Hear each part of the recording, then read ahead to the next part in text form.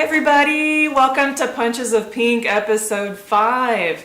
I have a really cool little bit to share with you today regarding artwork and using hidden gifts that maybe you didn't remember that you had.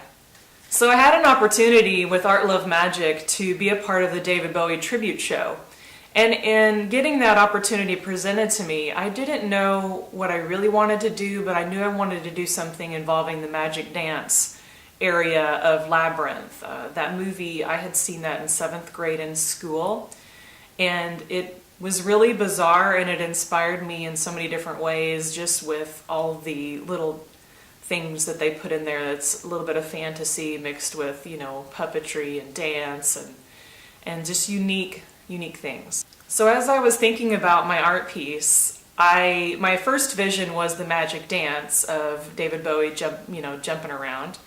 And I knew I didn't have time to do something with photography this time around. I literally had maybe a day or two to put something together. So I grabbed a piece of cardboard and started drawing and thinking about what I would draw and maybe paint.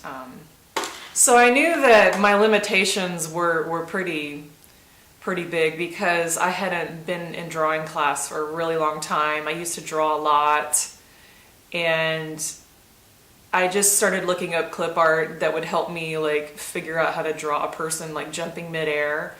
And then I knew if I could get at least the eyes right, I would be, kind of paying homage to Bowie. So it was really funny to just try to draw the eyes and figure out how to do a character. And then the paint came, and I was trying to figure out how to draw stairs and paint, and it took me all the way back to drawing class and perspective drawing, where we were drawing stairs and leading lines and things like that really just warped my brain a little bit. I had to take a step back and really think about the perspectives and the angles and how I was drawing it. And I ended up doing it in pen, which normally I probably would have picked up a pencil, but there was a pen nearby, so I picked up a pen.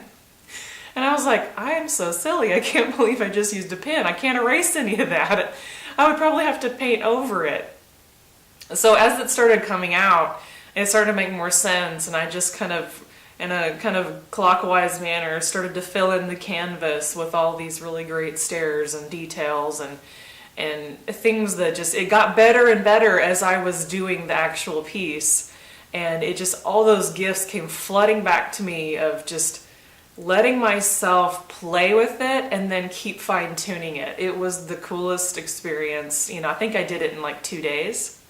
To also help with my inspiration for the piece, I printed out still frames from the movie so I could kind of sketch and mold something into the painting and the drawing. I don't even know whether to call it a painting or a drawing. It's both, because I drew on it and then I painted things, and it's just, it's just hilarious.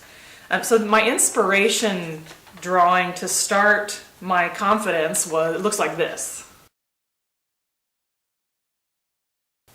And I had a character here. I'm trying to I've never drawn a jumping character before, and I'm sitting here trying to figure out how to do legs and feet and then doing a mullet, his hair. I didn't know how to do his hair. I was like, what do I do with that? And then I was testing and painting all these colors, and you can see the eyes. I've been playing with the eyes and the makeup. And the colors, I ended up doing, it looks really like a charcoal kind of a feel to it, because I used a gray silvery paint with metallic. So this was kind of my inspiration board, and then when I started working on it, it evolved from there. So really what I wanted to get to the point to about was, a lot of us have a lot of training that maybe we haven't accessed in a while. Maybe even if it's just a class that you took years ago, 20 years ago. And maybe that gift is just dormant right now and you haven't accessed it, or even let yourself explore it and have fun with it. Because, let's face it, we think that running around and staying busy all the time is the most productive thing to do. But when it comes to creativity, you have to stop for a second, try something new, and retry something old.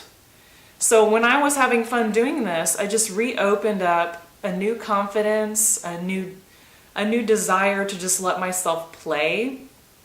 And I'm in a community that really allows for that, and they give you encouragement wherever you're at, which is, I think, is so important these days. We're so hard on ourselves as artists, and you gotta give yourself a break.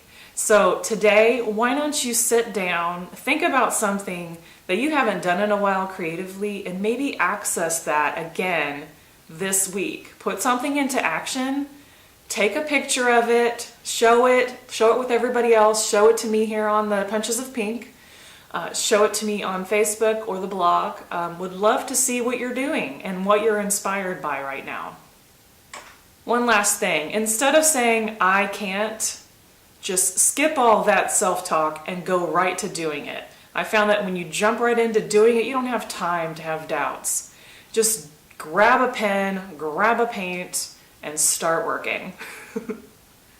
So have a wonderful day today. You have watched Punches of Pink episode 5. Stay tuned for episode 6. I have a great special guest. I hope you stop by. Leave a comment or two. Thanks.